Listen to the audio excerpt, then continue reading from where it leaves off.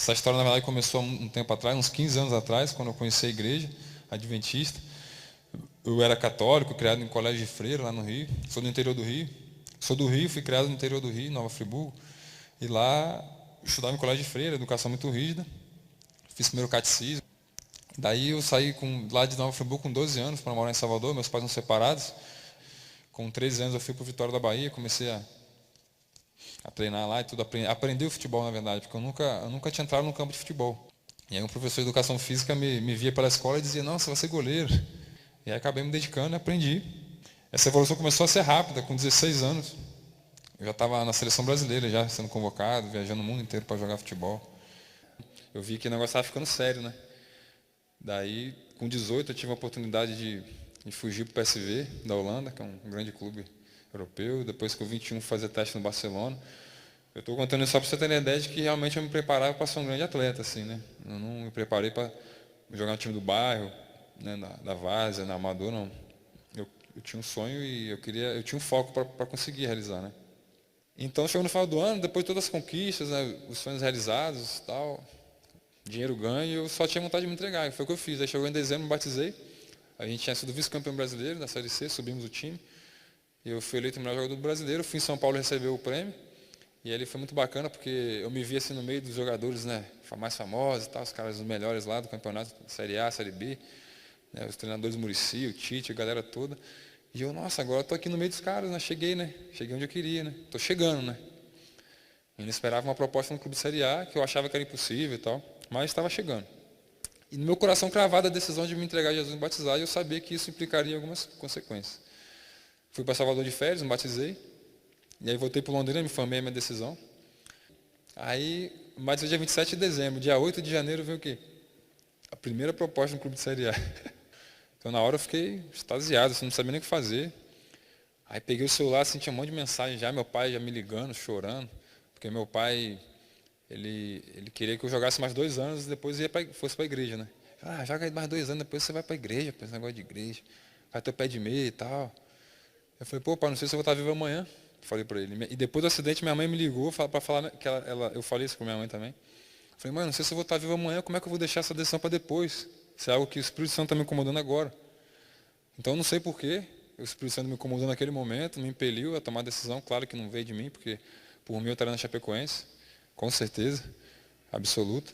Então, por algum motivo, ele me impeliu e me fortaleceu a tomar essa decisão. Naquele momento eu fiquei. Porque eu lembrei, pô, tinha vários amigos lá, né, vários jogadores que jogaram comigo, joguei contra, treinador e tudo mais. Então foi muito triste. E na hora, veio logo uma resposta. Então, assim, era um mix de sem saber o que fazer e ao mesmo tempo de alegria, né, pelo livramento.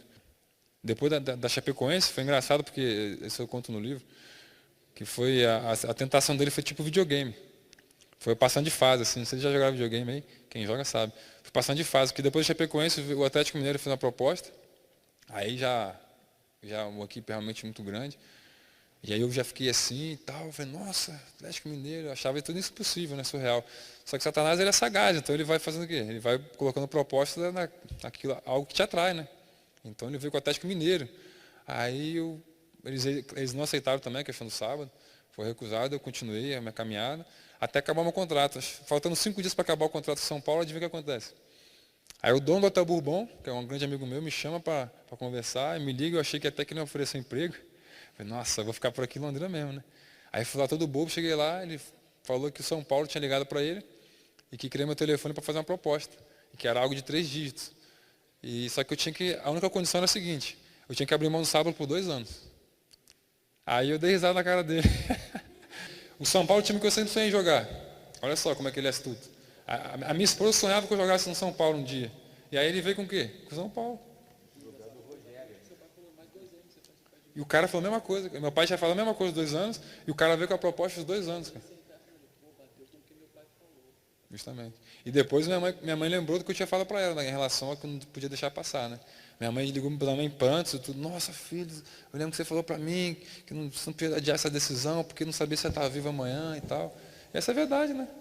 Porque a gente não sabe se vai estar vivo amanhã. Você vai deixar para escolher Jesus amanhã? E se você morrer hoje? E aí? Já era. Filho. Você sabe se vai morrer hoje? Ninguém sabe, mas essa é a realidade da vida.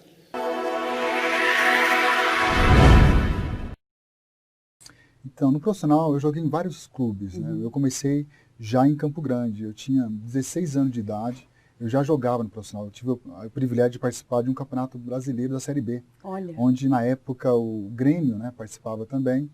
E as últimas partidas, como muito novo, né, ele sempre faz isso, ele tem um cuidado todo especial.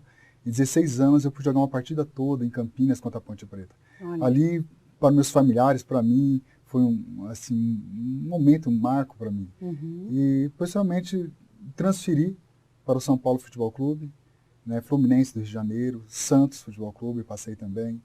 Passei pelo Bragantino, que foi o meu último clube. Em Campo Grande, eu tive um contato com uma igreja evangélica. Uhum. Mas eu não conhecia, eu tinha um certo preconceito, porque era a cosmovisão da época, né? Então eu olhava, falei assim, puxa, eu vou na igreja evangélica, não sei não, eu sou católico. Eu conheci um amigo dentro de São Paulo Futebol Clube chamado Gleidson. E o Gleidson é uma pessoa muito simpática, né, que se comunica muito bem. E eu tive um contato com ele e ele tinha algumas dificuldades. Como eu estava indo nos Atletas de Cristo, eu tinha já entregado meu coração a Cristo. Uhum. E ele fez algumas perguntas que eu não sabia responder. Até certo ponto ele era um ateu. Uhum. E um dia eu tive a oportunidade de falar com ele que Deus tinha um propósito na vida dele. Assim, de maneira muito simples. E isso criou um impacto no coração. E o Gleidson, após algum tempo, ele me liga, após 6 meses, já tinha saído de São Paulo, já tinha acabado o contrato, fui para o Fluminense do Rio de Janeiro, Uhum. e ele me liga. Ele falou, Carlos, eu gostaria de fazer um convite a você. E eu falei, que convite? Uhum. Ele falou, eu gostaria de convidá-lo para você assistir o meu batismo. Olha. E eu falei, seu batismo? E eu fiquei muito feliz. Eu falei assim, sim, será um prazer assistir o seu batismo. Olha. E eu fui assistir o batismo. E ali, naquele batismo, foi um batismo muito lindo, né? Eu fiquei lá no fundo, assim, emocionado, vendo que Deus tem poder de transformar as pessoas, mesmo que elas tenham questionamentos, assim, difíceis de responder. Uhum. Como eu disse para ele, eu falei, não sei te responder, mas eu sei que tem um Deus que tem um plano na sua vida. E quando eu vi ele dentro do tanque, né, ele sendo batizado naquela igreja, isso me emocionou bastante. E eu comecei a refletir dos propósitos que Deus tem. E ali eu tive um contato, da igreja que ele foi batizado, foi na igreja Adventista do Sétimo Dia. Olha. Até então, eu nunca tinha ouvido falar na igreja Adventista do Sétimo Dia.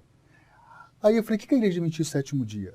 Aí ele falou, olha, ele começou a falar, de igreja Adventista do Sétimo Dia, nós guardamos o sábado como dia do Senhor, né, está nos 10 mandamentos, né, nós temos uma alimentação diferente. E eu comecei a questionar, eu queria saber mais. Uhum. E eu comecei a buscar. Ele começou agora a dar uns estudos bíblicos, Henrique Berg, um estudo, né, que tinha da igreja, um nome, Encontro com a Vida, outro estudo. Eu falei assim, não pode ser, tanto é que eu comecei a estudar mais profundamente, justamente para criar objeções. Uhum. Para te Só que convencer do quanto contrário. mais eu estudava a Bíblia, aí eu percebia que aquilo era real. Eu tinha prometido para Deus honrar o nome de Deus. Eu tinha classes bíblicas, eu fazia estudos, aquilo que eu tinha aprendido, eu repassava para os jogadores. Olha. Então, eu tinha uma classe de 30 jogadores, que eu passava esses estudos bíblicos, né? E compartilhava. Eu sabia muito bem, e cada dia eu estava convicto disso. Só que começou a acontecer um processo de tristeza. Eu me senti hipócrita de conhecer, na minha opinião, conhecer a palavra de Deus, ter aquela visão e não praticar. Era uma quarta-feira no culto da igreja adventista, eu estava sentado ao fundo e falei com Deus, Deus, fala comigo. E quando foram 2 jovens, levantaram-se agora para puxar as primeiras músicas daquele culto, e eles pediram 2 hinos. O número 499, eu nunca mais esqueci, do Inário Adventista, e o número 500, do Inário Adventista. 499 diz, eu não me esqueci de ti. Olha aí. E o 500 é Deus sabe, Deus ouve, Deus vê. Isso, eu senti Deus colocando os braços assim, ao meu lado, dizendo assim, meu filho, eu não esqueci de você. Eu sei. Que coisa linda. Então ali foi um momento de eu falei, Senhor, eu vou crer, não sei que profissão vou ter, eu não sei como que eu vou sustentar minha família, eu não sei o que as pessoas vão pensar, mas eu quero me focar naquilo que o Senhor promete para mim. O Senhor falou para mim que vai abrir o mar. E eu vou me jogar nos seus braços, eu vou crer. E aquele foi o momento onde eu entreguei minha vida a Jesus.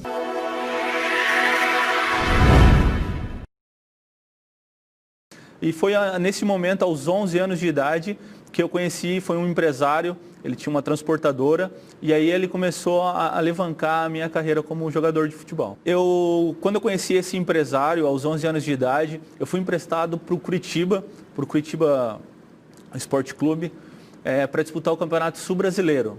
Lá onde a gente foi campeão e, como eu era emprestado, muito novo, eu acabei retornando para casa de novo, né? E jogando ali pela cidade. Aos 14 anos de idade, eu estava no Joinville, na categoria de base, quando a gente também foi campeão estadual de Santa Catarina.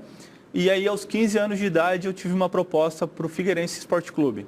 E aí, então, eu estaria saindo de casa e morar agora em Florianópolis. Eu disputei a Copa do Brasil, Sub-15. Inclusive, joguei contra o Neymar, marquei o Neymar nesses jogos. E retornando para Joinville, a diretoria do Joinville Esporte Clube, conhecido como JEC, sabia que eu estava lá. Aos 16 anos, daí, então, eu fui profissionalizado, eu treinava com o profissional e, às vezes, eu descia para jogar na categoria de base, né? E foi nesse momento também, eu tive uma proposta, como o meu empresário era muito forte, eu tive uma oportunidade para ir para a Alemanha e a outra para a Holanda. Olha. Mas por consequência assim da família, da mãe, de estar mais perto de casa, acabei ficando em Joinville mesmo. Meu pai foi batizado na igreja, quando eu tinha 11 anos meu pai foi batizado. Mas porém ele não foi tão profundo assim, em termos de conhecimentos e princípios. Acabou deixando eu no futebol. Então eu tinha esse contato com a Igreja Adventista por causa do meu pai. Ele era professor dos adolescentes e eu ia, quando eu não tinha jogos no sábado, eu ia na igreja. Como eu já frequentava às vezes a igreja com meu pai, eu não sentia aquela necessidade de Deus, né? Não gostava de ir aos cultos, mas não sentia necessidade. Então, aos 16, quando eu tinha retornado para o Joinville, disputando o campeonato estadual, Sub-17, lá na Arena Joinville, faltando 3 minutos para acabar o jogo, em uma disputa de uma bola aérea, eu acabei batendo cabeça com cabeça. A bola passou e aí o outro atleta do Criciúma, a gente acabou batendo cabeça com cabeça e eu caí no chão convulsionando, já direto. O outro rapaz também se sentiu mal, fui levado para o hospital, lá com urgência, assim. Quando o médico me atendeu, os enfermeiros ali, o médico, acho que era cristão, ele perguntou para mim, olha, você acredita em Deus, rapaz? Eu falei para ele, eu acredito. Ele falou, então agradeça a Deus, porque foi Ele que te livrou de ter dado um traumatismo craniano. Faltou muito pouco. E além daquilo dali, me despertou muito grande, assim, despertou muito forte dentro de mim, por causa que uma semana antes desse jogo, eu recebi um folheto. Não lembro da igreja, mas dizia assim, se você morresse hoje, você estaria salvo? E aquele folheto, quando aconteceu o acidente, ao sair do hospital, eu guardei aquele folheto, daí então eu comecei a estudar a Bíblia com uma fome tremenda, assim.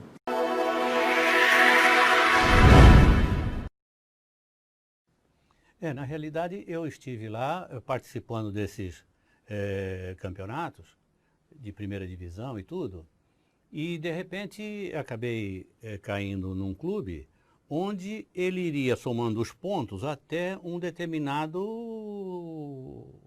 Você não iria ser nem campeão e não iria ir para outra divisão, para a segunda divisão. Quando chegava aí, aqueles jogadores que eram mais caros, como o caso meu, que aliás acho que fui o primeiro a ter uma identidade profissional na Bélgica. Olha. Naquele momento lá. Então, o que acontece? Você vai, você não acaba não jogando. Eles tiram para o time não ganhar mais, para não pagar mais, não ter mais despesas com pagamento de bicho, com prêmios, etc. Poxa vida. Então fiquei nisso daí, quer dizer, já me pegou já meio esquisito. No segundo ano, a mesma coisa. Aí falei, bom, então, para mim não ter que desistir e tudo mais, em conversa, eu ficava 10 meses na Europa e ficava 2 meses aqui no Brasil. Uhum. Eu passei esses 5 anos só passando frio. Não é? Que eu ficava lá, esporte de inverno é o futebol. E 2 meses eu ficava junho e julho aqui. Eu tinha uma imobiliária em Santos e veio trabalhar comigo um rapaz E de repente um dia ele chegou, ficamos conversando e as conversas vão para todos os campos, inclusive para a religião. Ele falou para mim, então, está escrito, você conhece, você sabe os mandamentos de Deus? Eu falei, são 10. Aí eu, né? Vou falar para você. Você sabe, vou te falar alguns só para dizer que eu sei, né? Então comecei a falar aqueles não matarás, não adulterarás, não isso, não aquilo. E de repente eu falei, guardai domingos e festas. Ele falou, tá vendo? Não é isso. Como não é isso? Aí mexeu comigo. Eu falei, rapaz, mas se isso está escrito na Bíblia, o meu pai e minha mãe não iam me enganar até agora. Não tem como. Não é um estranho que vai chegar até mim e falar o que está escrito lá, se eles nunca me disseram nada. Não, quando eu cheguei em casa, eu chamei minha mãe, a minha irmã, eu quero a Bíblia e o catecismo. Tem alguma coisa errada. A minha mãe, hoje com 95 em casa, ela disse o seguinte, falou, olha, a Bíblia não está errada não. Bom, se a Bíblia não está errada, o que a senhora está fazendo com isso aqui? Que a sua fé está aqui, e não aqui. Quando ele estava dizendo que está escrito, nós estávamos exatamente conversando a respeito do dia de guarda. Quando eu falei guardar domingo e festa, ele falou, é o sábado. Olha. E eu saí dali, como bom filho de espanhol, que é contra qualquer um, se há governo, sou contra. Eu fui atrás da minha mãe e da minha irmã para ir buscar alternativas e argumentos para dizer que ele estava errado. Eu fui em todas as denominações possíveis e imagináveis. Eu queria saber. Entendi. Certo? Então... No final das contas... porque não obtive resposta a respeito de duas coisas que eu queria saber. Por que não é para adorar imagens? E foi o que eu fiz na vida até hoje. E a questão do sábado. Por que guardar domingo e festa o sábado? Então, tem algum que não está batendo. A minha ida para a Europa, na verdade, eu joguei profissionalmente no Brasil, muito cedo eu me profissionalizei e muito cedo eu fui para a Europa. Então, cheguei lá, vocês têm dificuldades, né? Mesmo falando a mesma língua, ser outro país, mas como eu acho que não sabia naquela época, mas era plano de Deus, Deus conduzindo já a minha vida para que eu conhecesse melhor. Então, chegando lá, fiz alguns amigos. Então, Deus fazia sempre com que eu voltasse para esse clube, que na verdade era o Loletano. Eu ia para um clube, para outro, fazia contrato em outros clubes, voltava ali. Por algum motivo, acabava um contrato, voltava ali e jogava de novo. E retomava a amizade. E ali, aos poucos, ele ia levando, conduzindo e falando de Deus, aumentando cada vez mais. Pagani, Gilson Pagani. Gilson Pagani. Como você conheceu o Gilson? Ele já estava em Portugal, acho que uns 10 anos. Brasileiro. Brasileiro, jogador de futebol também. Ele chegou num clube e ali ele ficou os 10 anos e eu voltei para o Brasil, depois que parei minha carreira, e ele continuou jogando ainda, mas não saiu daquele clube. Uma pessoa, assim, extremamente querida por todos na cidade, por ser um amigo, uma pessoa que tem Cristo verdadeiramente no seu coração. Olha, a gente sentia diferenças nas atitudes, nas suas palavras, né? Mas foi de pouquinho em pouquinho que ele ia passando e a vida não permitia, né, muito contato, porque um ano eu estava naquele clube, outro ano eu me afastava dele e ali já não tinha mais ninguém que me mostrasse a palavra de Deus, né, o amor de Deus, esse Deus maravilhoso. Então, essa distância, né, fazia com que eu, de repente, não conhecesse, né, tão rapidamente esse Deus. Quanto tempo, mais ou menos, assim, vocês ficaram amigos até ele apresentar para você a Bíblia, de fato? Olha, mais de um ano, com certeza. Nós jogamos um ano junto, depois eu me afastei, mas, como eu falei, plano de Deus.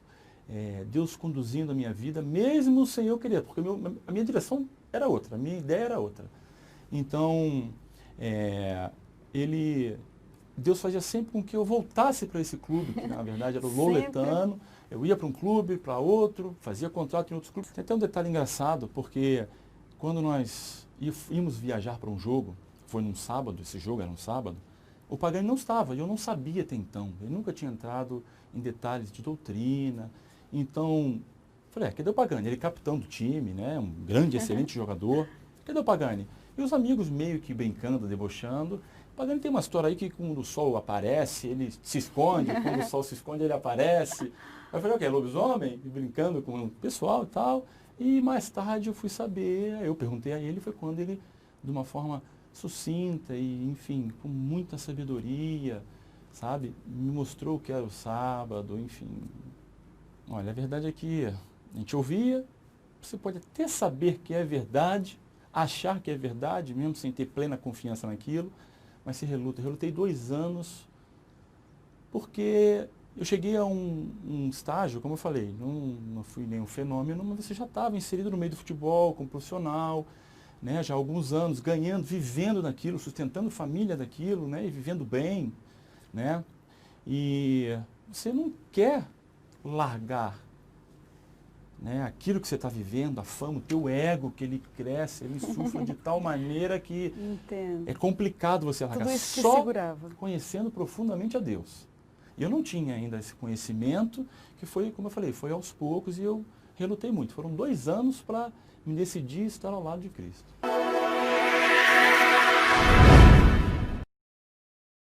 Por exemplo, a gente, na época, eu jogava futebol.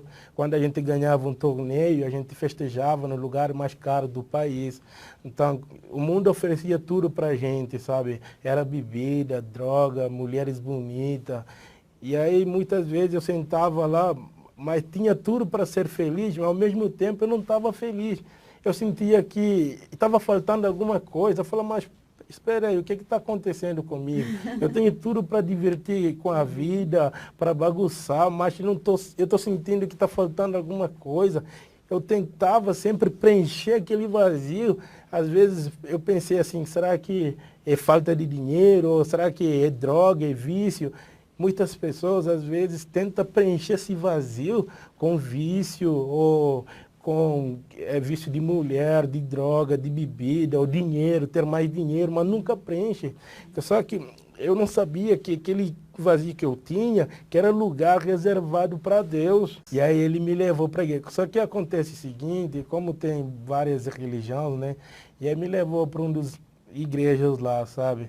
Mas mesmo assim, porque a gente só sente bem quando você ter o seu vazio preenchido, sabe? Uhum. E essa igreja que me levou, eu acabei não sentindo que o meu vazio não se preencheu, sabe? E aí eu comecei a ficar preocupado. E um dia eu perguntei a uma moça que era de outra igreja, como é que a gente pode encontrar uma verdadeira religião? Eu já estava descobrindo que tem já várias igrejas, e eu acabei ficando confuso, sabe? E aí essa moça falou para mim, e aí você tem que orar bastante em jejuar, que Deus vai mostrar para você uma verdadeira religião. E aí foi assim que eu tirei uma semana de jejum de oração, buscando mesmo, bonito, tanto espiritualmente e fisicamente lendo também. Tirei uma semana e jejuei. Quando eu terminei o meu jejum foi numa sexta-feira à tarde. Afinal, que a minha vizinha era adventista, eu não sabia. Olha! Foi assim que ela me convidou para assistir o culto no sábado. Só que quando ela falou para mim assistir o culto no sábado, eu fiquei meio assustado, né? Eu falei, poxa vida, porque aquela igreja que o meu amigo me levou, eles fazem culto não no sábado. E aí, realmente, eu falei, então me mostra na Bíblia onde que está sobre o sábado. E aí ela realmente me mostrou que a gente tem que guardar o sábado. E aí eu fiquei feliz com isso. E aí eu aceitei. E eu fui, no sábado a gente foi para a igreja.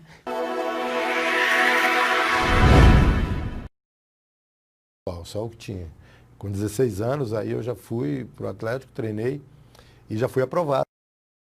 Era infantil que tinha, infantil, juvenil e o profissional só o que tinha. Com 16 anos, aí eu já fui para o Atlético, treinei e já fui aprovado. E já, na época, assinavam inscrição e os pais assinavam um contrato de gaveta.